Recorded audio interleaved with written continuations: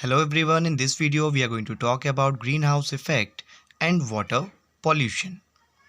You know that the sun's rays warm the earth's surface. A part of the radiation that falls on the earth is absorbed by it. And we know that about 44% of sunlight reaches the earth.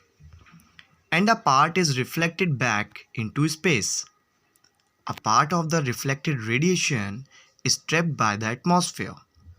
The trapped radiations further warm the earth. If you have seen a greenhouse in a nursery or elsewhere, recall that the sun's heat is allowed to get in but is not allowed to go out. The trapped heat warms the greenhouse.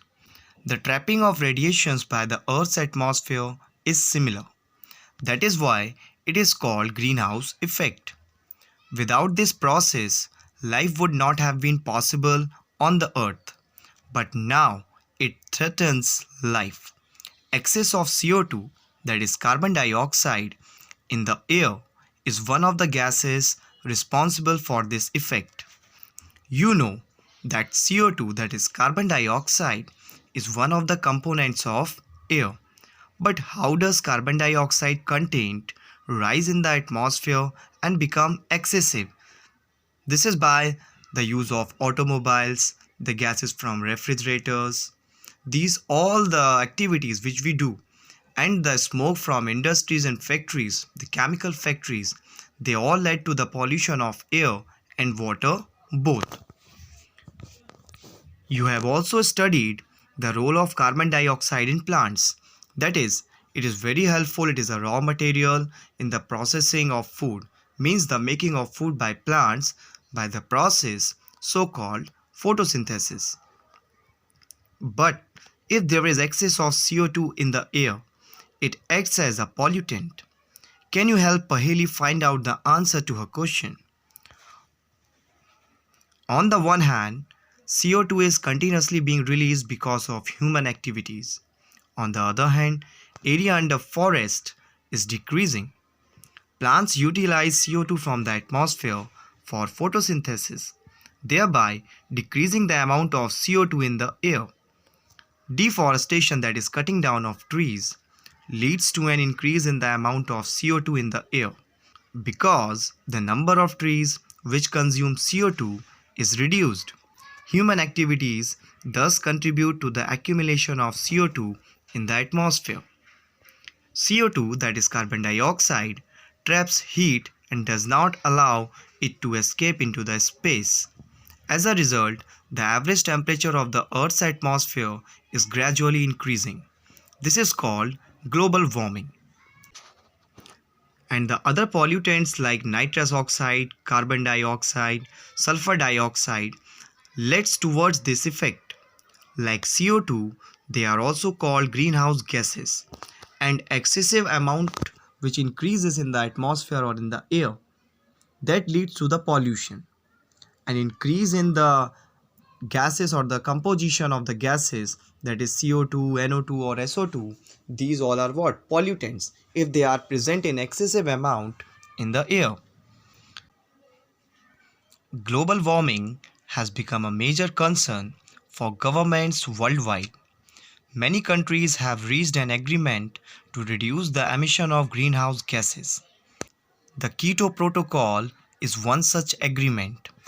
Bojo is surprised to hear that an increase in the Earth's temperature by even as little as 0.5 degrees Celsius can have such a serious effect.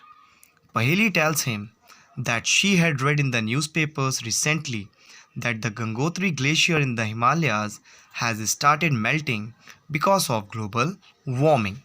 So now what can be done? What measures can be done to control it? What can we do to reduce air pollution? There are many success stories in our fight against air pollution. For example, a few years ago, Delhi was one of the most polluted cities in the world. It was being choked by the fumes released from automobiles running on diesel and petrol. A decision was taken to switch to fuels like CNG. As you can see, the Delhi Transport Corporation here, world's largest eco-friendly CNG bus service. So now there is very much less use of diesel and petrol. And what happens? There will be less production of the pollutants, and this will decrease the global warming. So these are the measures. If we take these measures, we can control global warming, and the greenhouse effect is playing a very important major role in that. So these measures have resulted in cleaner air for the city. You might know of some other examples from your area regarding reduction of air pollution. Afforestation is another method for the reduction of these pollutants, because if we do the plantation of trees, we can make a balance of the gases so present in the atmosphere. Share these with your friends. Do you know about the Say No to Crackers camping, which was organized by children from many schools? This made a big difference to the air pollution levels around Diwali. The quality of air at various locations is monitored regularly by government and other agencies. We can use this data to generate awareness about air pollution among friends and neighbors. There is a need to switch over to alternative fuels like CNG instead of the fossil fuels like petrol and diesel. And afforestation is one of the other methods for controlling it. You can see here in the image as children planting saplings. So there is a need to switch to alternative fuels rather than using fossil fuels. These could be solar energy, hydropower, and wind energy. Next here is activity 18.4. You have various options of commuting to your school, such as walking, going by bicycle, traveling by bus or other public transport, using a car individually, traveling by a carpool. Discuss in your class the impact of each of these options on the quality of air and prepare a case study on this. Some contributions on our part can make a huge difference in the state of the environment. We can plant trees and nurture the ones already present in the neighborhood. Do you know about the Van Mahotsav? When lakhs of trees are planted in July every year, as we saw here in this image. And I think so our school also visited last year in the Van Mahotsav, and we planted a number of saplings. So, Paheli and Bojo once happened to go to an area where some people were burning dry leaves. They started coughing because the entire area was full of smoke. Paheli thought it would be a better option to put them in a compost pit rather than burning. What do you think? Yeah, that is the better option. Next, we are going to talk about water pollution. The phenomena of polluting the natural resource water is so termed as water pollution. In class 7th, you learned that water is a precious resource. And what is a resource? Anything that fulfills human needs. Think and list the various activities in which we need water.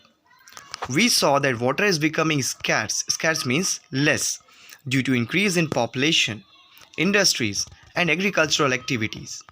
You have also studied how water becomes dirty after we use it for washing clothes, bathing, etc.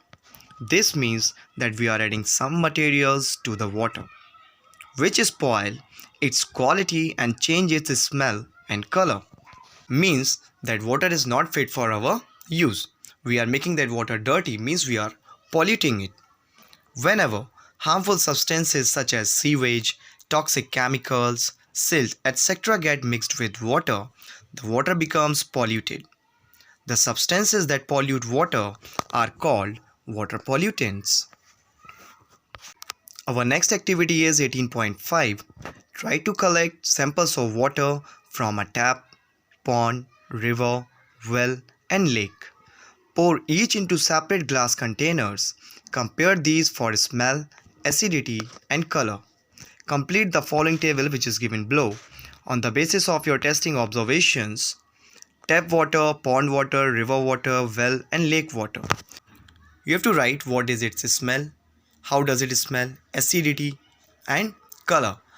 And I think so that there will be varying observations for the water which you collected from different water sources. How does water get polluted? So now here is a case study on the river Ganga. Ganga is one of the most famous rivers of India. It sustains most of the northern, central and eastern Indian population. Millions of people depend on it for their daily needs and livelihood. However, recently a study by the Worldwide Fund for Nature, that is WWF, found that Ganga is one of the 10 most endangered rivers in the world. The pollution levels may have been rising for many years. We have reached this stage because the towns and cities through which the river flows throw large quantities of garbage, untreated sewage, dead bodies, and many other harmful things directly into the river. In fact, the river is dead at many places where the pollution levels are so high that aquatic life cannot survive. An ambitious plan to save the river, called the Ganga Action Plan, was launched in 1985. It aimed to reduce the pollution levels in the river. However, the increasing population and industrialization have already damaged this mighty river beyond repair. Now the government of India has launched a new initiative known as National Mission for Clean Ganga, that is NMCG, in 2016. Let us take a specific example to understand the situation. The Ganga at Kanpur in Uttar Pradesh in UP has one of the most polluted stretches of the river. As you can see here in the image, this is a Ganga river, a polluted stretch of the river Ganga at Kanpur. So this is a very polluted one, we can say, and the river gets very much polluted by the adding of chemicals, sewage waste, and a number of facts. The chemical waste which is released, which is very toxic, it is released from the factories and industries. It is passed out to the river which is flowing through that city or town. People can see bathing, washing clothes and defecating in the river. They also throw garbage, flowers, idols of gods and goddesses, and non-biodegradable polythene bags into the river. At Kanpur, the amount of water is comparatively small and the flow of river is very slow. In addition, Kanpur has more than 5,000 industries, so you can imagine a lot of pollution is being done by the factories and industries so situated there. These include fertilizer, detergent, leather and paint industries. These industrial units discharge toxic chemical waste into the river. Based on the above information, think of the answers to the following questions. What are the factors responsible for the pollution of river? The adding of toxic or the chemical substances which are harmful to the water, throwing of non-biodegradable waste like polythene bags, plastic, all leads to water pollution. What steps can be taken to restore the river Ganga to its past glory? For that we have to control on the human activities and especially the waste which is being excreted to the rivers by factories and industries, because just now we read there are 5,000 industries which are located in Kanpur. How would the disposal of garbage etc. affect the living organisms in the river?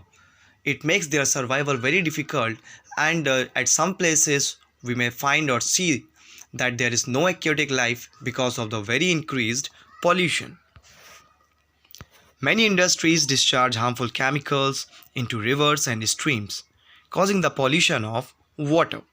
Examples are oil refineries, paper factories, textile and sugar mills. These industries cause chemical contamination. Contamination means pollution of water. The chemicals released include arsenic, lead, fluorides, which lead to toxicity in plants and animals. There are regulations to prevent this. Industries are supposed to treat the waste produced before discharging it into waters. but quite often the rules are not followed. The soil is also affected by the impure water, causing changes in the acidity, growth of worms, etc. As we have learnt in chapter first, the importance of pesticides and weedicides for the production of crops, because pesticides are the pests which damage your crop and weedicides are the unwanted plants that grow along the crop field. However, all these chemicals dissolve in water and are washed into the water bodies from the fields. They also seep into the ground to pollute groundwater. Have you seen ponds which look green from a distance because they have a lot of algae growing in them? This is caused by excessive quantities of chemicals which get washed from the fields. These act as nutrients for algae to flourish. Once these algae die, they serve as food for decomposers like bacteria. A lot of oxygen in the water body gets used up. This results in a decrease in the oxygen level, which may kill aquatic organisms.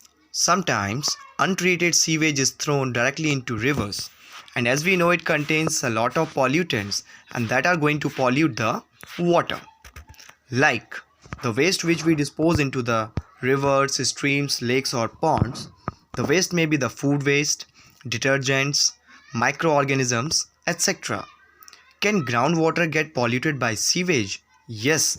How? Because this polluted water gets seeped inside the ground. And what happens? Soil absorbs that water, due to which this reaches to the fresh water or the underground water, we can say. And that water also gets polluted when the sewage water pollutants gets mixed in that. And the pollutants so present in that are called water pollutants. Water contaminated with sewage may contain bacteria, viruses, fungi, and parasites. And as we read earlier, the pesticides and weedicides too, which cause diseases like cholera, typhoid, and jaundice. And I think so you must be knowing that if there is stagnant water at any place, so what will happen? There will be spread of diseases like cholera, typhoid, diarrhea, or jaundice. The bacteria present in the faces of mammals are indicators of the quality of water. If water has these bacteria, it means that it has been contaminated by fecal matter. If such water is used by us, it can cause various infections. Do you know? Hot water can also be a pollutant. This is usually water from power plants and industries. It is released into the rivers. It raises the temperature of the water body, adversely affecting the animals and plants living in it.